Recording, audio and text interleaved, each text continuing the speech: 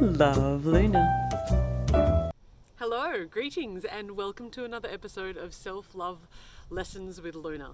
I had a really profound moment with my own anxiety this week, and I felt so called to share it with you because I teach what I know. I teach what I've experienced. Yes, I'm a qualified coach. Yes, I am a healer. Yes, I know NLP. Yes, I know how to deal with the mind. I'm an intuitive. And I use all of these things to help you, both one-on-one and also through these episodes here. But I also experience these things. If I have not done it myself, then I do not teach it. If I have not experienced something firsthand, then how can I possibly share with you what it's like? So, on this week's episode of Self-Love Lessons with Luna, I would like to help you to unravel anxiety. Whew, I know that it's a big topic, and I'm hoping that this experience that I had today will help you to be able to face the feelings of anxiety that come up so often. It's such a prevalent thing in today's day and age. Honestly, for most of us, emotions are completely overwhelming. And so what we end up doing is numb them. We might drink, we might smoke, we might social media, we might keep busy, we might work out. We distract ourselves and numb ourselves from feeling the feelings that we don't want to. Why? Because they're awful. I think it's pretty simple, right? Who wants to feel yucky all the time? Who wants to feel depressed and depleted and lonely and feel grief and sadness and horror and shame? None of those are particularly nice, right? Even for our, masochists of the world who like to feel physical pain, we still don't really like to feel the emotional spectrum that's on the side of quote-unquote negative. So we've created a whole bunch of systems to be able to avoid it. It might be too much telly watching. It might be engaging with people. It might be spending a lot of time, spending a lot of money. At the moment we don't have as many distractions as we might to be able to go out in the world. So now we're spending a lot more time on social media. That can be a huge distraction for me. In my life, I have used drugs. I have used alcohol. I've used food ever since I feel like I knew what food was to distract me from my feelings. But I also use personal development. I can also use spirituality. That if I just keep looking and searching and going outwards all the time, then I may be able to fix these yucky feelings that are inside of me. It's that whole let's read another book, let's do another course, constantly chasing something that's outside of us so that we feel the, dare I say it, the God-sized hole that is within inside of us. When I use the term God, apply to it however you mean. Some people find that really religiously connotated. Fair enough. If that's how you want to see it, then it's great for you. Just find a way that makes God work for you. I call it universe, I call it spirit, I call it nature, I call it earth, I call it mother interchangeably. Sometimes it's God because that feels applicable. And when I say stuff like that, when I say spirit and God, what I'm referring to is the highest part of me. Internally, the highest part of me within myself, not some foreign object that's outside of me that has control over me, but something that's inside of me that I can co-create with. We use these deflection and distraction techniques to keep us numb. Because as I said, it's really uncomfortable feeling those feelings. What we think is going to happen if we just block out all the shitty feelings, if we block out everything that makes us feel like crap, then we just are left with all the good things, right? Wrong. Because when you're numbing, you're numbing. You actually black out all of the feelings of the spectrum. All of them. If you're not willing to look in and face anxiety and pain and sadness and grief, then I hate to break it to you, you're very unlikely to feel the feelings of joy and ecstasy and connection and love like that. We need to experience the whole spectrum. And some of you out there, actually I know a whole bunch of you out there, are really sensitive souls. You may consider yourself to be a light worker or a healer or some kind of sensitivity person, like an empath, which often means that you feel the whole spectrum on such a regular basis. Far out. How overwhelming is that when you feel all of the things? So yes, we do need to be able to expand our emotional spectrum so we feel everything that's along the line. But also, when you're so sensitive and you feel all the things, how do we even begin to deal with it? That can be incredibly overwhelming, don't you think? Anxiety is one of those experiences that seem to be complicated. It seems to be multi-layered. It's very hard to grasp onto anxiety. It feels like it has all these tendrils and it's overwhelming, complicated. And for me, anxiety feels like it presses upon me and there's so much noise going on that I can't hear anything. As an energetically sensitive soul, as an empath, as a light worker myself, I have come to understand that our feelings, our emotions, the way in which we experience them is my superpower. And for years it destroyed me. For years this superpower had the capacity to make me feel so overwhelmed and I could not understand them. And for you, I hope that this video will be the same. For you to begin to understand that it is a superpower the way in which you feel. Your expansiveness is where your power is at. It's just that it's unbridled power. Like maybe Harry Potter. When little kids, when they're magicians, they don't understand. They just feel emotions and things just explode. It's very similar. When we are untrained in our feeling power, everything just blows up around us whenever we're having an emotional experience that's particularly strong. Learning how to deal with anxiety, learning how to process our emotions, enables us to be able to use it effectively. This is your power, and this is why I do the work that I do.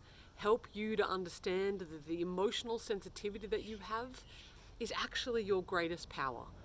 That's why you understand people so well. That's why you connect with people so well. That's why you feel everybody's feelings and try to be a bloody people pleaser all the time. As we learn to unravel things like anxiety, as we learn to unravel and face and spend time with our difficult emotions and difficult experiences, we find power and strength through them.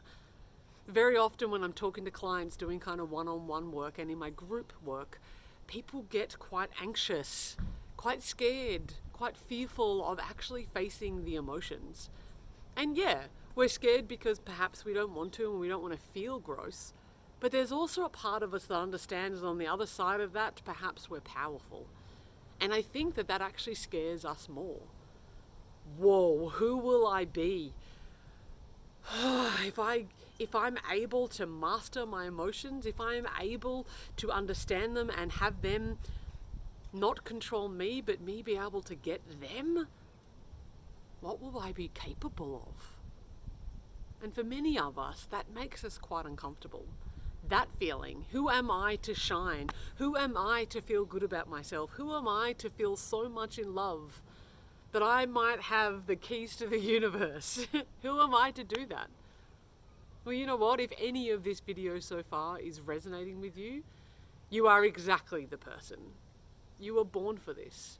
You're empathetic, you're sensitive, you feel all the feels for a very good reason.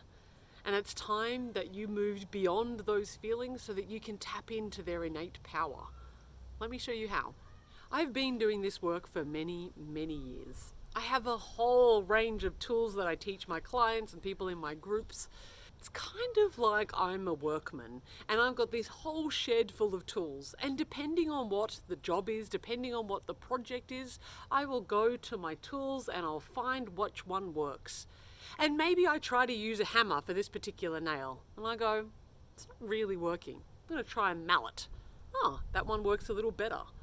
What I'm aiming to do through these videos, through education, through my clients, through my coaching, is to be able to give you as many tools as humanly possible so that you may be able to have a huge arsenal, so when you come up against things, you'll be able to use them. My work isn't about getting rid of your emotions. It isn't about you stopping feeling anxiety. It isn't about you stopping feeling self-hate or having low self-esteem. It's actually about having the tools to navigate those experiences so that your self-esteem naturally builds, so that your self-love naturally builds. When we ignore our anxiety, when we ignore our self-hate, when we ignore our low self-esteem, it just gives it more power. It doesn't actually give it any chance to be able to breathe and move and turn into something that's far more beautiful and far more powerful. I share this with you because I'm human. Still have the emotions and the feelings and the thoughts. There are days when I have fat days. There are days when the old voices try to trickle into my mind and tell me that I'm inadequate and that I'm not good enough and everything's wrong and rah! I simply have the tools to be able to use them. I'm able to use the tools to translate that big pile of raw materials, my emotions, the craziness, the thoughts, to be able to transmute it into something that's beautiful, something that's love, something that is loving towards me. So don't for a second think that just because I talk about this stuff that I don't experience it, or that I used to experience in the past but now I don't ever. It's not true. We will always continue to have these outside forces and these little voices inside of our heads. It's just about helping you mitigate them, helping you transform them. So today, I've been cooped up, as we have been for quite some time now. We've been cooped up and I haven't been able to go out and meet people and do things and just engage in the world. And the little voices started creeping in, and throughout the whole morning, it bubbled inside of me and it bubbling inside of me. And until such point, I was like, oh, okay, I'll have a shower. I went and had a shower. Didn't feel any better. Okay, cool. I will maybe have a bit of a dance. Didn't feel better. Do I want to go for a walk? Oh, not really. I don't really have the energy. Trying all the tools that I can possibly think of. Until I was there and in my bedroom and it became overwhelming. It was so loud in my head. My breathing became quite shallow. I started feeling super tense, like I wanted to scream or wanted to cry, but I couldn't do any of it. It was completely overwhelming. And I was in my knickers and I couldn't function. And I just sat on the bed. I know that you guys have had this experience where it just feels like it's all too much. I sat on the bed and I went within. And I asked the anxiety, hi anxiety, literally, by the way, I want you to know this. This is literally how I helped myself through a panic attack this morning. Literally. Hi anxiety. Oh. I can hear you. I can feel you. I can see you. You're in my body. You're present. What is it that you need from me? I'm here for you and I want to listen. This is what I do. I pay attention and I have a conversation out loud with anxiety. And its response was loud, cacophony, couldn't understand any of what was going. So I stopped again and I was like, hello anxiety. I can hear that you are speaking on behalf of many other feelings. Who's there? Who would like to speak? This process went for about 20 minutes. And I asked each of the emotions that wanted to be validated to be spoken. I asked them to come forward. And what I came to realize was that anxiety is not one thing. Anxiety is a whole bunch of different emotions competing for my attention. Because when I listened, when I asked each individual to speak up, and I told them, you will all have your turn. You will all have your turn to speak. I'm here and I'm not going anywhere. I'm here and I want to listen to you. I'll tell you who came up. The feelings of pathetic, inadequacy, disappointment, loneliness, shame, grief, and resentment. Wrapped up in the pile of anxiety were 7 very significant, strong emotions. And I sat with each and every single one of them. I said, hi, grief. Thank you for being here. What do you need from me? Even before I asked what it needed from me, I just got it to have its voice. And it told me about all the things that it's grieving right now, how it's disappointed that it doesn't get to do this. It's upset that it doesn't get to do that. It's resenting for the system. The shame then bubbled its head. I'm feeling shameful because I'm having these experiences. I'm feeling pathetic because I can't go out. I'm feeling inadequacy for this reason. And I let each of them have their voice and have their say. I validated and said, you know, what I'm hearing you say is that you're feeling inadequate. What I'm hearing that you say is that you're upset that you don't get to go out. I listened like a dear friend, like a dear therapist, like a dear parent. And the visualization that I had in my head was of these children, these beautiful, delightful children of mine. Their names being shame, disappointment, loneliness, grief, resentment, pathetic, and inadequacy. My 7 children who needed some love today. And once I asked each of them to speak and made sure that I validated them and they had nothing else to say, I asked each of them what they needed from me. And each of them told me. Some of them just wanted to be heard, the space to be filled. Some of them wanted me to set more boundaries. Some of them wanted me to reach out and to connect with loved ones. And eventually, when they were all heard, I asked, what do you guys need from me more than anything? And they said, we just want to be loved. And we want to love you. So I wrapped my arms around myself and I gave myself a big, beautiful hug. And I kissed my shoulder and I said, I love you. I sat with each of those feelings. I sat with each and every single one of them and validated and gave them love as if they were my children, my family. I'm the mama bear and they are my beloveds.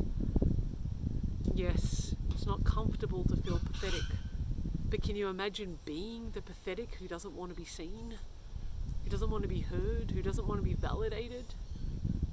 Imagine that that was one of your children, and give them the love and the attention and the validation they so deserve.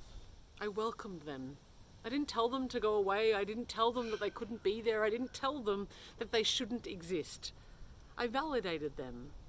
I validated their feelings because it was complicated for them. And I gave them thanks for being present to show me where perhaps I needed to have more compassion, perhaps where they needed more attention, perhaps where there were parts of me that still needed me to love them. And so I did. And because I did that, it meant that they're not in charge. I'm in charge because I'm the parent. I'm the one that's there to help them through their crisis. I'm the one to be able to guide them and love them and give them compassion and love. If we are able to love the ones that hate us, if we are able to love the ones that we hate, then we can love all parts of ourselves. This is my wish for you. Next time you're feeling overwhelmed, next time you're feeling anxious, ask who wants to be there, who's present, who wants to speak that isn't able to speak right now, and give them the space to have their voice heard, just like you want to be heard in every single moment. Do not deny them. Welcome them. Know that they're not in control. But if you don't listen to them, they will chuck tantrums, much like the 2-year-old will, and then they will be the ones that are in control. Yes, give them love, give them space. They need to be heard. Thank you so much for watching. This is the kind of work that I'm doing with my clients on a regular basis. It's about allowing you to reparent yourself, align yourself within who you are, so you can integrate all the different parts of you and your existence. This is what I call inner alignment training. I'm creating a container, just 12 women, 8 weeks, one-on-one sessions, group sessions, to be able to allow yourself to come fully into alignment with you and your truth. If you're interested, please do let me know. The applications will be open shortly, so send me an email to loveyourself@moreconfidence.com.au.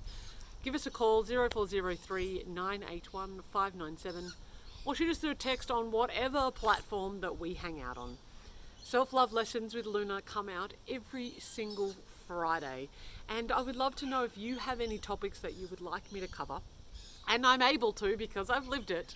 I will absolutely make a video just for you. Please share the love. If you follow me on YouTube, then hit subscribe and you'll be able to get every single one of my videos every single time they come out. Otherwise, you can catch it on the podcast as well as Facebook. I'm also on LinkedIn, Twitter. What else am I on? Instagram, TikTok. The Self-Love Lessons with Luna don't come out on platforms, but they certainly do on Facebook, the podcast, and YouTube. It's a pleasure to have you absolutely everywhere, and until next time, happy self-loving.